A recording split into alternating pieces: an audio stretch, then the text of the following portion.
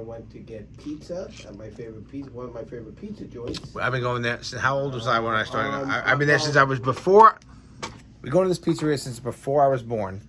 38 years old. How long have you actually been going there? I've been going there since 1971. So that's holy shit. Yes. 1971 it was a different name, but holy shit. Then it changed 44 years? No, 50 something years? Yeah, 1971. Oh my god. I can't even do math. 50 I was 9 years old. I used to 4 ride my years. Bike. I used to ride my bike there, and yes. Can we talk about that for a second? Yeah. You've been patronizing a place for 54 years. Yeah. How do you think they did that?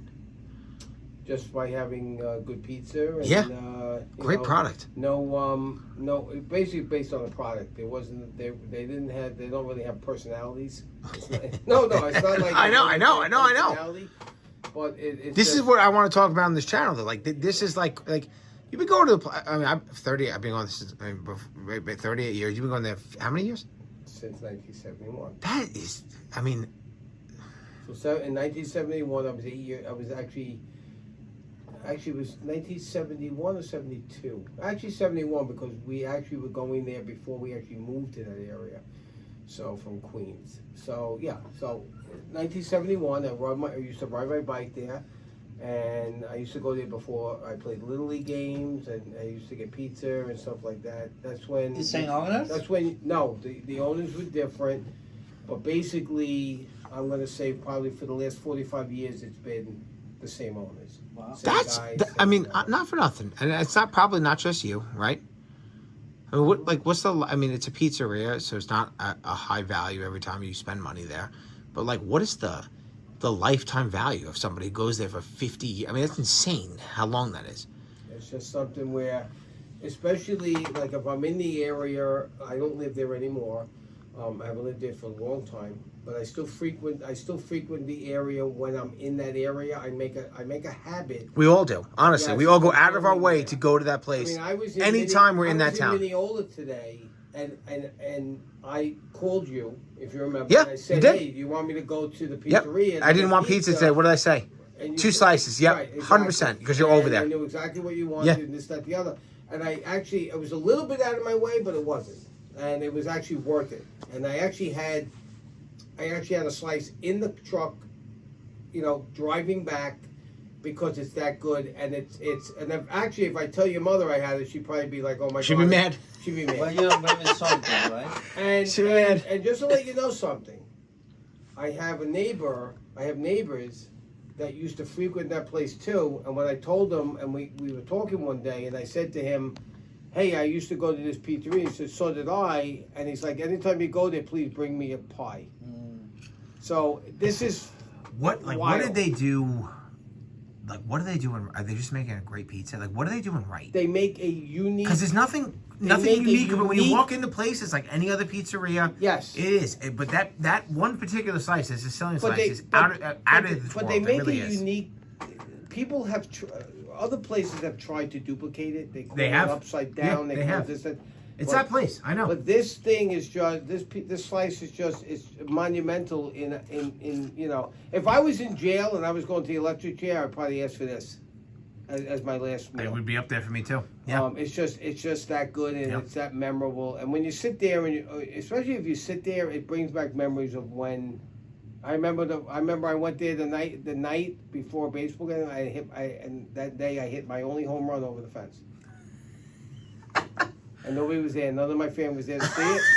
But to me, I remember that as that's actually. I mean, how do you even quantify? Like, what is that? Like, it's not brand. It's just.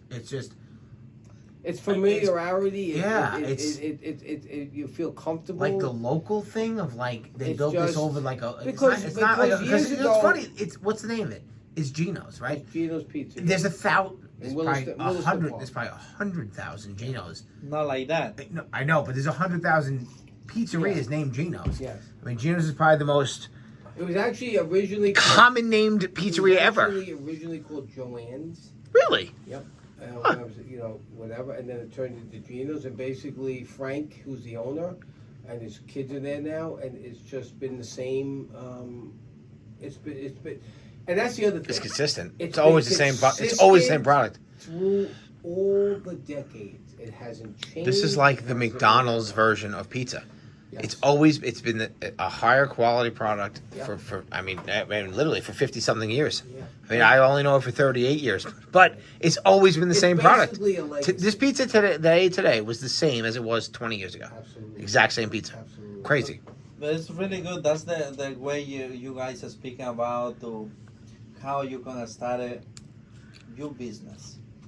Yeah. That's how you started the battle and continue the same Well, level. he- Well, you know what's unique about that business, You know? and where it's a little different. Like they really haven't grown, right? Because it's that same location, but they are killing it in that location. Well, they did open a restaurant. I don't know how that. Next door, they did, yeah, and it's still there, right? It's still part of it, yeah. So I don't know, in that respect, but I like to equate that recipe to what we've always, or at least what I've always tried to do as I've been in business, is you want to give people the same consistent quality at a reasonable price, and that's basically has that system or that philosophy has got me through 62 years or 45 plus years of serving people, because I treat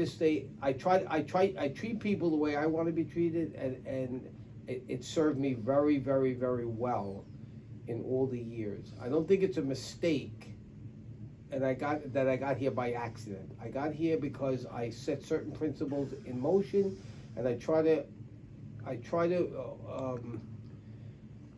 tell the people who work for me and see my vision the same way. And basically, you're only as good as what you did yesterday for anybody. But if you stay consistent and you fess up to the mistake, we're not a perfect service, but we try to be perfect every day. So when you opened your first company, what year was that? Ooh, the first company I opened was 1990. 1990. So for 35 years, you've been. Which company was that? It was a company called Total Performance. All right. So basically, you opened your first company 35 years ago. It's the same company you have today. You've been in business for 35 years, right? Mhm. And most businesses fail. 95% of businesses fail in the first 3 years. How did you actually do that? How do you equate, not only getting past those first 3 years, but 3 decades plus of doing this? I think the key is just being dependable and being consistent and always trying to give 110%. I think that's there are days when you don't, and there's other circumstances that prohibit you from doing that, but not from an internal standpoint. I always try to, and to this day, I always want the customer experience to be the best. And I'm up at, I wake up in the middle of the night thinking, what do I have to do tomorrow? How can I make it better for them, for the client? And and this is how I always try to give all the people that work for the company the best equipment, the best know-how, to a fault. You can't clean an office building with dirty mops and dirty pails of ringers, and you can't with a broken vacuum. And so if the personnel doesn't have the right equipment and you don't put them in a position for success, then you only have yourself to blame as the owner. And I try passionately that this always happens. So I don't think it's by accident. I think it's something that you develop over time. I think it's something that you have to be consistent. I think if you're consistent, I think you can build anything in any industry. And I've done a lot of things in my life. I've done a lot of, not as a business, but I've done things that people would never know. Like, I've put bathrooms in, I've ripped out this, I've done landscaping, I've done whatever. I always tried to do things because I've been in Home Depots where people have been in an aisle, and I see them looking, and I'm trying to help them because I have some know-how and I have some knowledge, and maybe I could help them or point them. I don't even work there, but this is the kind of person I am because I'm always willing to try to help somebody and do things. So it served me well over the 62 years or the 45 plus years that I've been in business. Even when I worked for people, I always thought of what I did like it was my own, regardless if it wasn't or not. But that's how I never wanted to disappoint my bosses. I never wanted to disappoint my clients. Let's talk about that for a second. So, regardless if you own a business or not, let's talk about work ethic a little bit. So that's pretty profound what you just said, right? So, do you think that when you get into business, what kind of person really should get into business? So if you're working for somebody else, right? Like what kind of person, how do you know if you should be an entrepreneur? I don't think you know until you actually get into it. I think if you have enough confidence in what you do and you're good at something, I think you should venture into it on your own. I learned my work ethic from my father, because my father worked 2 jobs, and I would see my father in passing in the morning before I went to school, and my father never complained, ever. He never complained. He was working too much. He always provided for us.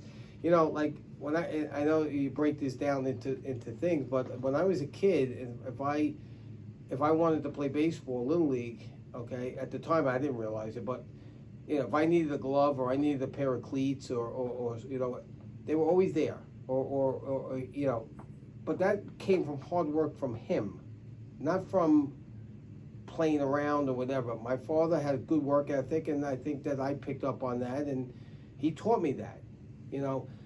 It's funny, when I graduated high school, your grandfather told me, hey, you have 3, and I was a good kid, but he said to me, you have 3 options. Took me on the side, never forget this. He took me on the side and he said to me, you graduated high school, you have 3 options. You could either go to college and live here rent free and graduate college. We're willing to do that, me and your mother. You can go if you don't go to college, you have to get a full-time job, okay, and contribute, or join the Army. For me, this came out of left field because I never thought I never thought that my parents were looking at me in that respect. But it set the groundwork for me to say, you know what?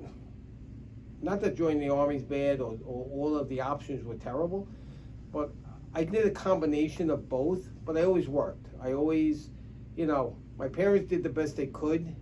But like when I wanted a pair of like Puma sneakers, I went out and worked. I felt, how can I say? I felt a sense of accomplishment because I bought them. And that kind of served me well, and I tried to instill that in my children, and even to this day, I have good kids, and they have good work ethic, and so, again, that goes back. It equates back to your question as far as who should go into business. I think if you have good work ethic, and I think if you are dependable as a person, the sky's the limit. You can learn any trade. Obviously, when you're born, nobody knows anything, but you can learn any trade if you have the right mindset. So I don't know if that makes any sense, but whatever. Yeah. This has been 18 minutes of gold. But the other thing too, and I learned a lot of things for you when we started with you, because I don't speak too much English at the time I started with you. But always I listen what you say about you started or how you learn everything. And the most thing I put my attention to always, I know you do that, no matter who do the job today. But yeah, like you the owner, you respond on that call. Pat, something happened here today. No worries, I'll be there tomorrow, we fix that. I think to start in a business, that's something to you lock it up. Because if I do job today, and I do something wrong in that job, but you're not responding that call tomorrow, we out. Well, I think That's the other good. Well, thing. that's how it's you. accountability. Yeah, Well, no that's- matter what is good or bad, you said no worries. I'll be there tomorrow. We figure it out. So We fix that's it. you know, making sure you fix these problems. That I mean, you want. It's not even a money thing, but It's not the money, you want to it's have a to- customer. Yes, You want to keep a customer for as long as possible because then Correct. they give you. and that's the You other. have a relationship that pays you for as long as Yes. possible. So, So, like in the and- short term of fixing a problem, it costs you money. You have to fix So the problem, immediately, like on the customer. and which we do all But- the time but now. again, I mean, like Jimmy, that's but you know. Again, but again, to that point, I think I've always responded to clients in a timely fashion, good or bad, because I didn't want to disappoint them because of my Correct. reputation on it. Yes. Not because I wanted to make more money with them. No. No, well, yes, but even the like intuitively, like you can't build a business with serving people one time. That's Like you correct. have to, over time, service them over and over Because- and over, and that's how you build a business. You just can't like. That's the other You just thing can't have too. like oh, this is a great job today, and like next tomorrow I gotta get a new job for a new Yes. person. I mean, you'll Listen, never be able. It's not here's sustainable. the thing. I always tell potential new clients: if you're looking for a perfect service, a perfect me, it doesn't exist. So hire somebody else, and that's the God's honest truth. I've gone with that for 40 plus years. The point is that most people are reasonable enough to understand that people are going to make mistakes, but it's how you fix them and how you respond to the mistakes that's important. And I think that most people look at things in that respect. Obviously, sometimes you get people who are just, certain people are just. Well, there's bad customers. You should be able to Yeah. fire bad customers. And we've done. And you have to that. do it nicely. And you have to do it nicely. And You we've can't, done obviously, you can't, be mean to someone. You have Yeah, to yeah. basically finish a job and say, listen, I got to part ways. It's fine. And Which is fine. Like it I said is. before, the other the I think and I feel in that way is no matter what is good or bad, you guys responding. No worry, somebody take care tomorrow. It's okay. We follow the way. So we go into those customers and say, okay, tell me what is the mistake. We figure it out. 'Cause We that- hope so that not happen tomorrow, but it's other things. So I'll give you an example. So at the end of the day, basically, you're only as good as what you fixed or what you did today. But sometimes a client will say, well, I'll give you an example. Let's say we left a door open. We didn't lock it. In a commercial job? in Yeah, a okay. Yeah. commercial- in a We're doing commercial nightly job. cleaning. Okay. And it happens. And that's pretty okay? rare, but it does And- occasionally. I and mean, you it got happens. people Now- out there every night. You can't control them. And Now, maybe when people I- make mistakes. When I Sure. was out there working at night, I would be 3/4 of the way home, and I would say, wait a minute, did I lock that door? I would turn around, because my mind's always thinking, I would turn around, go back, and 99% of the time, that door It's was locked. open. That door, no, that door was locked. Listen to me. Okay, but That door was locked. but okay, there's a whole separate discussion here because with that particular thing you're saying, like that's the difference between the owner and the employee, right? So like you can't expect the employee to feel that way. No. And as you get bigger and as you hire employees, like some of these mistakes are going to happen, Right. and that's fine. It just is But part of doing business. ultimately, at the end of the day, as you grow as a company, you have to, as the owner, you have to take responsibility because everything that goes on in that business Yes. is your responsibility. You are the end game. And that's what Uh-huh. I You are the only one that 100%. can fix it. And that's what I Well, say to you 100%. guys when you guys take care all responsibly, no matter what is bad or good, you say no worries. I'll be there tomorrow, Mr. Young. We figure out, we fix that. Right. So a lot of business. It's funny. companies- It's funny. In the commercial side, I always thought every day you kind of wait. You sit around, you wait for problems. Well, we call it a put out the fire business. Yeah, but Because- in this business, the residential, there's kind of more of that. It's just not as much because it's smaller No, but- jobs. no, it's but not yeah, as but like let me ask you a question. we deal with Here's the thing- many more No, but customers. here's the thing, you have.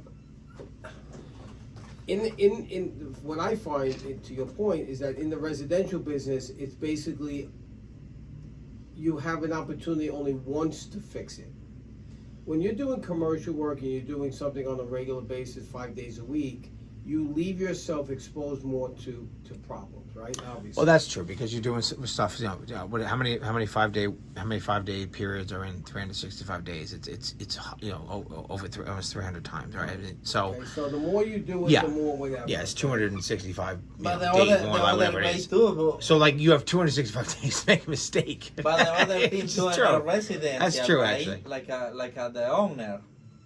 If somebody called today and say, Pat, listen, I don't like it. I see some stains on my couch. Nobody take care. I said, you know why? You ignore that call. You say, no, my guy said his liver really good, 100% good. You failed. And that's the old mistake some people made it So- because think it's so good. So let me You just tell you know? something. Well, Excuse me. with In the residential business, even the commercial business, I've never said to people, "We're going to come and do this service. If it doesn't come out good, we'll come back." I guarantee. That to me, that's not. I'm trying to do this the best I can the first time and whatever. Listen, I try. Like I look at clients the way I look at myself. If I hire somebody to come in and do something, I have a schedule, I have certain things I have to attend to. I don't need to make another day for you to come back to fix something because you didn't do it right. Now, with that said, there are times when certain things happen because of the process we use and maybe what we're working with, and sometimes stains wick back up, and we try really hard for that not to happen. But we don't have a philosophy here at ATC that says, well, we're just going to clean it now and hopefully you don't notice it. No, and then we'll no, go back. no, not at all. The only thing what's kind of interesting about this is that, and you do run across this with commercial sometimes, but with residential in particular, you get more like wow factor. Sometimes when you clean a couch that hasn't been cleaned in 2 or 3 years, like it is just staggeringly different when it's done. It is just, it goes from really dirty to really clean, and not every customer. Some customers are, some of our clients really, because I always look at customers are more the first time, right? Then if they use this a second time, then they become a client, right? So even with clients, like they don't. It's interesting. It's different. It's different. I'm going to tell you why. Because when you're in the commercial business and you're emptying garbage 5 days a week, nobody's calling you up on a Wednesday morning and saying, "Wow, what a job you did emptying the garbage," because they assume you're going to empty the garbage. It's only when you miss a garbage can that they call up and complain. That is very true. Right. That's true. Which is their thing. You do get wow effect in some commercial jobs when they're like, if you get like an extra, we call it extra work. So like you get like a very dirty floor and you clean it now, and But here's the funny part. What I've noticed over the years is, even if you do that in commercial, it's Wednesday and nobody's called you. It's like, didn't they notice this? But that's 100%. But you know why? That's a good point. That's because the person who you talk to hasn't noticed it. That's the problem. Sometimes you do a building that's got 200 people. As I've gotten older, I look at it a different way. I look at it as that person expected you to do the right job, and when you did, you met their expectation. They didn't have to call you, because I look at it as no news is good news. Commercials is a whole different animal. But you know why? Because it's true. And they're paying you every day to do something, and then or every month to do something. So they don't want to have to. You're supposed to get like an attaboy. Like they don't want to like let you know like, hey, you did a good job today. But in residential, you get that. Yeah. Because their expectations are, they have no expectation. Most of the people, they're just like, hey, But you know why come clean my couch. Like, oh my God, my couch is so dirty. They're trying to find the best person with the best systems. Because at the end of the day, all they want you to do is clean and get the hell out of the house. But you know 100%. But you know why? The 100%. other good thing I find, and I learn for you guys, really good. I'm not going out for the house if the owner not see what I did, and I ask him, "You happy?" He said, "Manny, I'm fantastic. You do so good. Can you please give me a favor? Can you give me some review if somebody called for the office?" I'm not saying I'm done. Can you pay me? I gotta go. Well, that's a whole nother. I move my That's foot. interesting. Wow. You don't get reviews in commercial. That's a Yeah. whole nother And thing. here's the other Nobody thing, sees and Nobody here's the other cares. thing. Nobody gives And a here's shit. the It's other thing. crazy. In, Like in regards to the rug shop, to a detriment, we've installed a philosophy here that rug is not leaving until we've exhausted Yes. every possible way to make that rug look as great as we can for that client. And sometimes the rug sits here for a month. We may have told them 2 weeks. And sometimes we do a bad job of not getting back to the We do a client. bad job of communication, but we do a great job of cleaning it. Right. Yeah, that's true. And most That's No, it. That's right. it. But that's a lot Yeah. of small businesses could probably relate to that because we just don't have the staff for that. We have the staff to get the stuff clean and do the right job. We don't have the staff to like always let you know what's going on, and that's not a great customer experience. I'll But admit if that. you're going But back what you say right before, like a 95% business fell in 3 years before. it's even more. Right. It's Because 99. we're Yeah. speaking about I'm the owner. I started tomorrow. I'm in the business. I do this. But I tell him, Mr. John, I did it. It's so good, Mr. John. I don't know what you talked about. I did a really good job. That's not going to call me anymore. Yeah. But here's Because I fight with but him. here's the Yeah, thing. One and that's thing the last thing we want. Yes. Yes. But here's the thing. One thing we've always realized in my career, or in the companies I've owned, we've always realized our shortcomings and then tried to fix the shortcomings. Correct. Continue with the success we've had in doing certain things, but also saying, customer experience is not where maybe it should be, or maybe what I would expect as a customer. How can I fix it, and how can I make it better? We're not sitting here blindly going, well, that's the way it goes, 'cause, Well, whatever. when we used to go on estimates together in the commercial side, you used to always say the same thing to every customer, right? Go ahead. The not a perfect service thing. No, So we're not perfect. If you're looking for a perfect service, then you're gonna have to hire somebody else, because we're not robot. We're not perfect, and people are gonna make mistakes. But it's how do we fix the mistake and going forward? And here's my other point. I tried to make this before. Where I've had clients tell me, you left the door open, and can you guarantee that it'll never happen again? Absolutely not. I can't. And I'd be lying, and I tell them, I'd be lying to you if I told you that this would never happen. For one reason. Number one, I'm not there, and number two, I could still make the mistake. So if you call me about a file cabinet at that time not being dusted, we'll fix the problem, and then we'll try very, very, very hard for that problem never to happen again in that building. But something else may happen. We learn from our mistakes. So people learn. We learn from our mistakes, and we're not perfect, and nobody is. But again, if you respond and We you always take fix care it, of that. I've had clients for 30 plus years. There's no mistaking that we didn't make mistakes along the way. do you think though that with commercial customers or commercial clients in general that philosophy works a little bit better because we're there every day?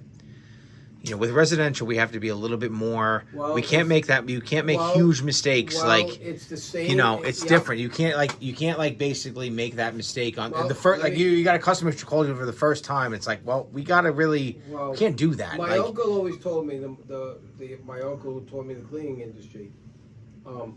You only have one time to make a first impression. You're always making a first impression in the residential.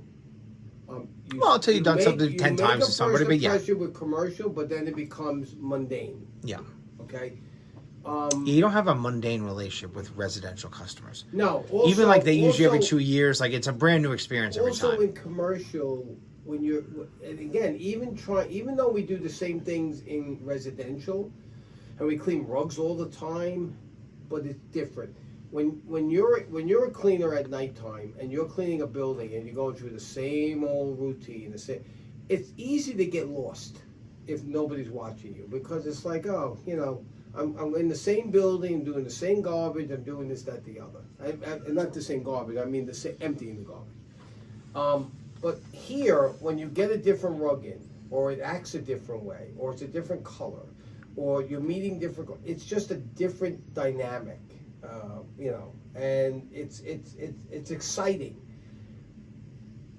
We look for compliments, like we were talking about when we do like deep cleans, or we do a floor job, or we do a carpet cleaning job in commercial. There's a shock and awe. We're trying to give a client, every time we go to their home, a shock and awe. Because Well, we else kind of wouldn't have, be in their home. yeah, we kind of have to, right? That's a huge like fundamental difference between. But you know why, PA? The other huge thing is work when you start in a business. Do you respond to your client? Because it's today somebody telling you, call you. I see some kind of stains on my carpet, on my couch. you ignore the call, you out. That's the most important when you guys responding. That's No worries, miss. I'll be there whatever day. We put in a schedule. Manny, Pat, you gotta go over there, take care of what's going on over there. that's the crossover between the two, because Yes. whenever a customer complains or has a concern and they're a client, like you have to just you have to figure it out. You got to do the work. Yeah, 100%. 100%. Yes. With residential, it's a little bit more maybe now. Commercial, you can get away with. I can come there next week. That's correct. Yeah, it's a little. They're two different businesses in that way. Because what's funny with the residential, they don't know how big your company is. So like they don't know that maybe I got to go to 25 customers this week or 50 customers this week. Commercial is just kind of like, all right, well, whenever you get to it, it's a different world with the two. Unfortunately, today I had an incident where I didn't get a response back. A commercial client asked about a certain situation, and I still haven't gotten an answer. So I was supposed to get back to them. Yeah. And that's both. That's both businesses, right? Though, like and that bothers me because today is Friday, and now I'm going into the weekend. I can't contact them. See, on the residential, we can call them tomorrow. Right. That is true, and they're more likely to pick up the phone tomorrow. That's true. And yeah, that is true. I think you and you could honestly say that when problems come in here, if we don't respond, like I've often said. You could call the people who are working for us in the building to fix something, but we need to, as a company, fix it internally and then go on and explain it, because ultimately, the more this goes on, the worse you and then listen. I like to say that especially in the commercial, even in the residential, we're a dime a dozen, and they don't need us. I think on the residential side, you can make a little bit more of a case why a customer would choose you. I mean, on commercial, sometimes a lot of them are going off of price, or they're not going off of like anything outside of. Well, some residential too. Residential goes. Not the residential that most people want. Like there's a whole sect of customers that will stick with you and that want you and will pay a little bit more because they know who you are and they respect that you do the right job. Different. Commercial's a little harder with that, because oftentimes people are making decisions on a commercial level where they're not even in the building, and they're looking at numbers on a sheet. That's what they're doing. I'm going to say probably 85% of commercial clients make decisions based on money. And residential, they don't do that. Residential will make decisions based off of either the fact that they like you, feel, exactly. But you know why other thing I like and it's not because I don't hate anything, but I like it in a residential. You have you focus immediately. You do good or bad. Yeah, I mean, you can tell when you're doing the job. I mean, 100%. Over there, you say, you know why? Yeah. And even like a worker, we feel this person is not happy with us. So here's the point in residential: if you overpromise and you underdeliver, they should get that job for free. Yes. I never try to overpromise. I try to overdeliver, but I try to be very transparent with them, especially in the beginning, and tell them, listen, I don't know if this is going to come out. I'm going to do the best I can, but whatever. And that most people can understand that, because theoretically, we didn't make the stain. We didn't do whatever we did to the thing. The client did it. Well, unique to our cleaning business, right, is that we've got nobody is usually peeing in the hallways of a commercial account. Now, if I'm an HVAC guy, more or less, it may be different units, different size of things. But if I have to make the place either hot or cold, so it's not as much of the difference between residential and commercial. But we get very different things commercial cleaning than we do residential. I mean, pets. There's not really a lot of dogs running around hallways of large cubicles and peeing all over the place. So these are different expectations, but we do have tools to help with that, chemistry and equipment. What I find the difference between commercial and residential, and why I find it easy now to kind of like be in the residential also, was that we came with a good work ethic as far as we're trying to give the customer experience. From the commercial to the residential, but it's more. It's nice to deal with the homeowner Because half these buildings that we clean, we don't really deal You with the speak person with that Manny actually or owns so it. But in yeah, charge, like yeah. Well, here's the other the thing, too. disconnect with commercials, the people you're dealing with aren't the ones who have to spend the money. It's a huge difference. Listen to me, to your Yeah. point, but here's the main difference. In commercial, I got 500 opinions. That's In true. residential, It's I have one or maybe two. Yeah, the husband and The wife. husband That's and wife, it. Yeah. and basically that's it. The kids don't even care. Yeah. And Yeah. whatever. So, And sometimes it's just the wife or just the husband. know, I mean, those are the I mean, best, you know. sometimes But you know get, why you the know, other thing too, Pat? But And in then- in the houses, sometimes you'll get like the husband's happy and the Oh wife's yeah, not. the husband not. And that happened to you yesterday, right? Like, that was 2 days ago. The husband was, okay, you guys did a great job. And the wife's a little bit more picky. Yes. And it's vice versa. I mean, the But husband you know can be why the same other way. thing too, I see in a residential, like we said before, if you respond in any complaint, you good. If you do Yeah. good the job, he'll recommend them A, B, C, D. It's like a line. Yeah, you don't get as many buildings You talking know, to each it's other. not. none. No, I mean, You not can do- every once in a while, You but have a you hundred do. complaints, Yeah, yes. you do not get. Yes. You don't get like I building count my manager, hand. you know, of the guy You who's in don't charge have of the any clean. building, Yeah, I often say that building A doesn't talk to building B. they do not. I find No. that in No, but every house talks to each other. Residential business, Yes. you Yes. have to make a good first impression because that's the only time you have that opportunity. Yeah. But even with that said, if you deal with a client on the same level as you and you try to you explain certain things, most people, I'm going to say in my experience for 3-4 years now, most people are very understanding and they understand that, you know, they're not blaming us, but we're going to do the best we can. And a lot Yeah. of the times they're very, very impressed. You know, the other thing that we do, we don't book, 50 jobs in one day and run through the job. We you know. Well, that's just a better customer experience. I mean, like, I'm not going to name any names, but our industry has a lot of different companies that will try to book as many jobs as possible because that's their business model. Where our business model is more, let's just get a customer or Well, turn we them into a also client, do we the best also- job We possible. also have multiple streams of income. True. So because we do so many different menu items in certain certain things that we don't need to rely on just that part of it. So it's a mix. I like to call ourselves a melting pot. I mean, I don't we're a actually- melting pot of the cleaning industry. Well, I mean, Manny, you do all the work in this house. Could you imagine going to 10 houses in a day? It's impossible. It's impossible, Yeah. even if they're close to each other. Like, I don't understand how some of these other companies are like And then no jamming, matter what, working in Yes. this type of. And Even if they're the houses are next on the same block, and you another couldn't do thing this too, properly. No matter whether you do it small or bigger, you have to spend the time with the client.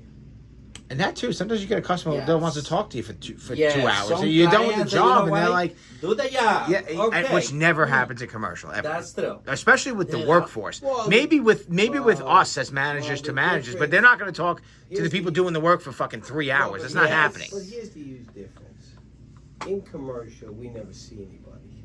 No. No, not at night. No, We don't I see mean, them in the weekends either. not what we're doing. Not what see we're doing the them. work. No, Right? no. Because we No. don't. We only As work- owners, we but should be only going and work doing with that. But keys and access. True. That's correct. We don't Yes. work in front of the client. But Sure. that's This is a totally. Excuse me. This is a totally different experience. yeah, for as similar as the businesses are in terms of the work They're we're totally doing, they're different. totally different experiences. Yeah. it is, and Yeah. it's a great experience. I can say Oh, that. I'll tell you the truth. The best part about, first of all, the best part about both these businesses that you get to, when you go on estimate, whatever, you get to meet new people and you make new Yes. contacts. It's on steroids Mhm. with the residential. And then sometimes in the residential, you get like, Because I feel so happy that I'm going there to fix somebody's problem. Because basically, people only call us when they have a problem. well, on the residential too, we do run across more unique problems that maybe occasionally get in a building, but like the people in the building don't care as much. Like, we just did a huge moth job this week. That turns these people's lives upside down. I mean, they've got like an infestation in the house. Yeah. There's nobody in an office that's being, even if let's say there's mice in the office, nobody's affected like that. This is in their home. This is like a totally different thing that we Well, run let's across. look If at you this- have a big flood in your Well, house, it's not the same as your No, office. but let's look at this- Even for the owners, it's not Well, the let's same. look at this realistically, like to your point. you work in a building, you can go home. But these are Even the people- owners to but that we're- extent. Yeah, but 100%. But we're doing somebody's house. It's Yeah. their home. But we always took the philosophy of, what if I lived here? Yeah. We take care of like us home. Exactly. Yeah, And yeah. Well, that's a And great way that- to behave, right? I and mean, that- treat that's their a- home like we treat But our home. that's like always 100%. we say, and always we follow and find the way Pat train us, because always when I do a job, I feeling it's my home, it's my couch. I sitting over there. As if we keep doing that, then You we'll know? always have customers. Let's put it Yes, that way. and a good thing. Always I coming out, and always I said to the people, listen, Is it right there? Yeah, There it so- is. if something is that good, let me know. I'm here to fix it. So for the rug business and the residential, so our mission is to treat every customer like family, always putting care and quality at the heart of what we do.